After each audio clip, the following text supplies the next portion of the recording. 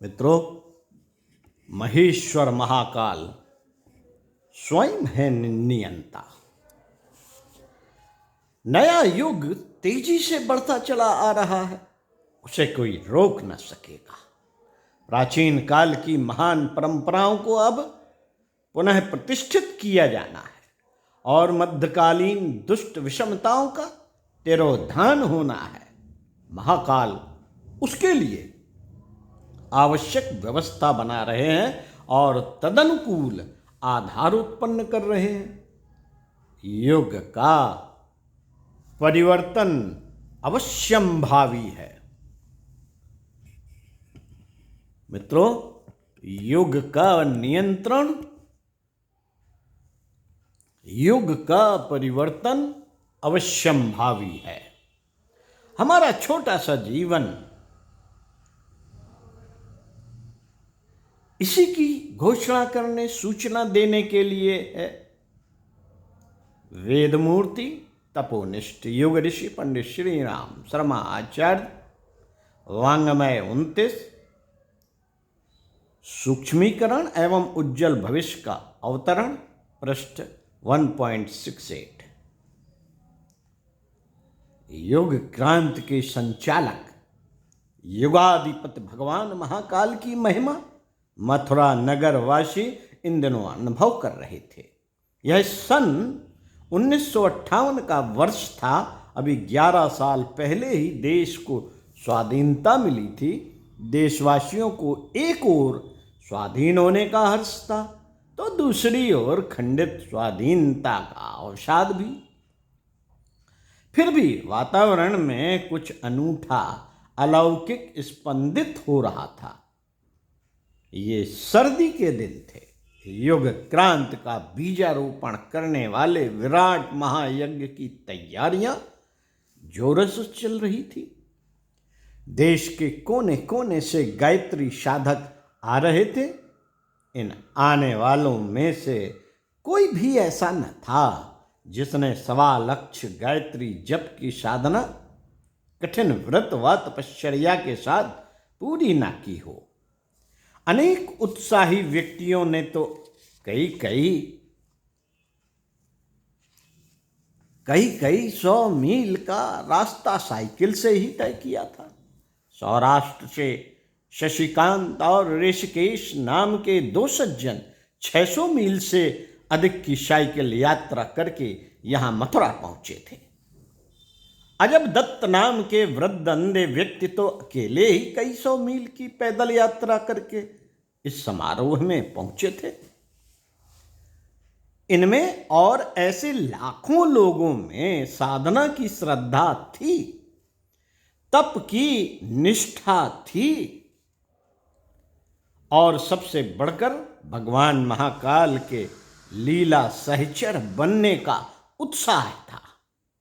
ऐसे उत्साही लोगों का उत्साह, उल्लास मथुरा की हवाओं में, यमुना के जल में घुल रहा था। चहुं ओर चर्चा यही थी कि आचार्य जी इस सहस्त्रकुंडी महायज्ञ के माध्यम से कोई विलक्षण आध्यात्मिक प्रयोग करने जा रहे हैं। यह सूर्य की आध्यात्मिक ऊर्जा के संदोहन का ऐसा आश्चर्यकारी प्रयोग है जिसके प्रभात व परिणाम आने वाली 21वीं सदी में एक के बाद एक नई क्रांति को जन्म देते रहेंगे। मित्रों, इस यज्ञ के लौकिक एवं आध्यात्मिक स्वरूप को लेकर कई तरह की चर्चाएं चतुर्दिक हो रही थीं। विभिन्न प्रांत के गायत्री साधकों को लेकर 8 नगर बसाए हुए थे, जो गायत्री तपोभूमि से लेकर प्रेम महाविद्यालय तक फैले हुए थे। नंबर 1 नारद नगर, नंबर 2 दधीच नगर, नंबर 3 व्यास नगर, नंबर 4 पतंजलि नगर, नंबर 5 वशिष्ठ नगर, नंबर 6 याज्ञवल्क्य नगर, नंबर 7 भारद्वाज नगर एवं विश्वामित्र नगर।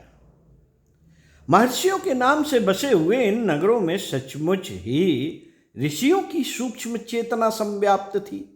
यहाँ पर उनका अलौकिक आध्यात्मिक संरक्षण था। जब इस सहस्त्रकुंडी महायज्ञ को प्रारंभ होने में कुछ दिन ही शेष बचे थे तब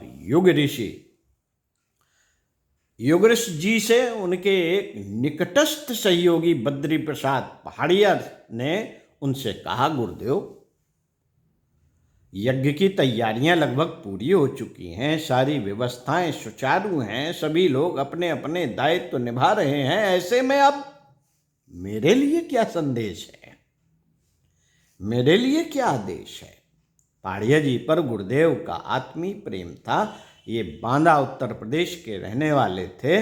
बाद के दिनों में ये शांत कुंज में रहे और जीवन के अंतिम वर्ष उन्होंने यहीं बिताए। उनके प्रश्न को सुनकर गुरुदेव पहले तो गंभीर हुए, फिर हल्के से मुस्कुराए और बोले, अच्छा, मैं तुम्हें इस यज्ञ की व्यवस्था का सबसे महत्वपूर्ण दायित्व सौंपता हूं। इसे बड़ी जिम्मेदारी से निभाना और शिकायत का कोई मौका ना आने देना। आप आज्ञा दीजिए गुरुदेव, मैं जी जान लगा दूंगा, लेकिन काम क्या है? पहाड़िया जी को कि इस बात के उत्तर में गुरुजी बोले, काम है अति विशिष्ट जनों के स्वागत का, उनकी देख रेख करने, उन्हें भोजन कराने का। मैं यह काम बड़ी आसानी से कर लूंगा, आपको कोई शिकायत ना होगी। उनकी इस बात पर गुरुदेव बोले, पहले यह तो पूछ लो, यह अति विशिष्ट व्यक्ति कौन है? मित्रों, गुरुदेव की इस बात पर पहाड़िया जी सोचने लगे, कोई केंद्रीय या प्रांतीय मंत्री अथवा कोई वरिष्ठ प्रशासनिक अधिकारी होंगे। अभी वह कुछ और आगे सोच पाते, इसके पहले उनके विचारों की कड़ियों को तोड़ते हुए आचार्य जी ने कहा, मेरे लिए मंत्री या अधिकारी विशिष्ट या महत्वपूर्ण नहीं है। मेरे लिए महत्वपूर्ण एवं विशिष्ट तो हिमालय में रहकर मानवता के हित के लिए निरंतर तप निरत रहने वाली ऋषि सत्ताएं हैं। इनमें से कई दिव्य ऋषि यहाँ इस यज्ञ में आने वाले हैं। अब तो पहाड़िया जी के चौंकने की बारी थी। वह युग ऋषि की बातें अब अधिक ध्यान से सुनने लगे। गुरुदेव कह रहे थे, वे तुमसे स्वतः मिल लेंगे, तुम उन्हें ठहराना, भोजन कराना। वह जिस पत्तल में भोजन करें उसे कहीं इधर उधर मत फेंकना, बल्कि धरती में कहीं गड्ढा खोद कर गाड़ देना। आचार्य जी की बातों ने पहाड़िया जी को अधिक सतर्क कर दिया, साथ ही उनकी उत्सुकता व जिज्ञासा भी बढ़ा दी। अब आने वाले अलौकिक महापुरुषों से कोई प्रश्न नहीं पूछना। यह भी निर्देश दिए कि आने वाले अलौकिक महापुरुषों से कोई प्रश्न नहीं पूछना। यह बंदिश उन्हें थोड़ा बेचैन कर रही थी। यज्ञ के पहले दिन ही प्रातःकाल जब पहाड़िया जी यमुना के तट पर भ्रमण कर रहे थे, तभी 5 दीर्घकाय व्यक्ति उनके सामने अचानक आ गए। पहाड़िया जी समझ भी ना पाए कि कहाँ किस ओर से अचानक कैसे आ गए। इन्हें देखने पर लगता था कि उनकी लंबाई 8 फीट या इससे कुछ अधिक ही होगी। इनमें से 3 तो दिगंबर थे, 2 ने कटी पर मात्र कौपीन पहन रखी थी। इन 5 में 2 गौरवर्ण के थे, 3 का रंग थोड़ा सांवला था, पर सभी की जटाएं लंबी थी, चेहरे पर दाढ़ी बड़ी थी और उन सब की आंखें तो जैसे दोपहर का सूर्य ही हो। पहाड़िया जी ने उनकी ओर एक नज़र देखकर अपनी पलकें झपका ली। बस उनके कानों में एक व्यक्ति के शब्द पड़े, अरे पहाड़िया जी, तुम परेशान ना हो, आचार्य जी ने तुम्हें हम सबके बारे में पहले ही बता रखा है, तुम तो हमें सारी यज्ञ भूमि का दर्शन कराओ। यह बात सुनकर पहाड़िया जी को होश आया। उन्होंने सभी को साष्टांग प्रणाम किया और सबके साथ साथ चल दिए। वह उनके साथ यज्ञ समारोह के सभी 3 दिन रहे और उनकी उसी रीत से व्यवस्था की जैसा कि उनसे कहा गया था। अब अंतिम दिन आ गया। मित्रों, अब अंतिम दिन आ गया।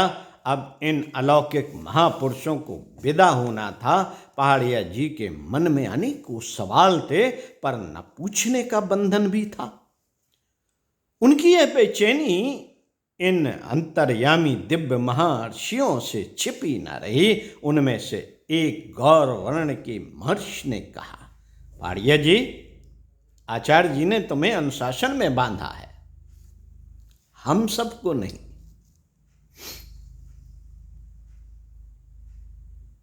हम तुम्हारी जिज्ञासाओं का समाधान किए देते हैं। पहली बात, आचार्य जी जिन महाकाल की बात कहते हैं वह उनसे भिन्न कोई अन्य सत्ता नहीं है।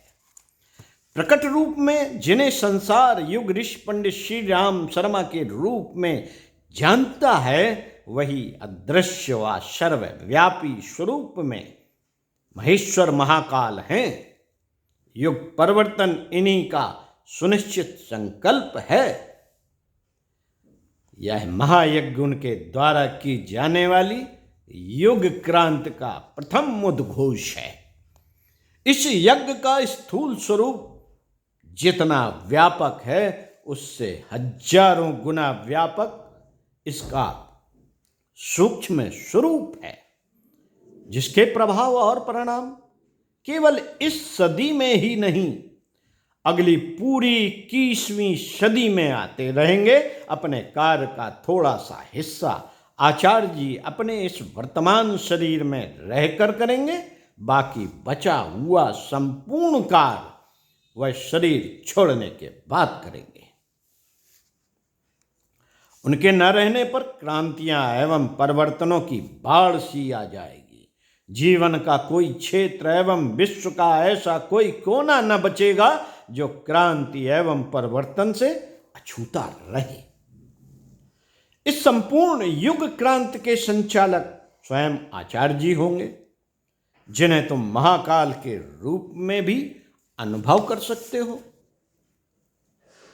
उनके द्वारा इस सहस्त्र कुंडीय यज्ञ के माध्यम से जो क्रांति का प्रवाह उत्पन्न किया जा रहा है, उसी का एक अंश युग निर्माण मिशन के माध्यम से प्रकट होता रहेगा। पहाड़िया जी उनकी सभी बातें ध्यानपूर्वक सुनते रहे।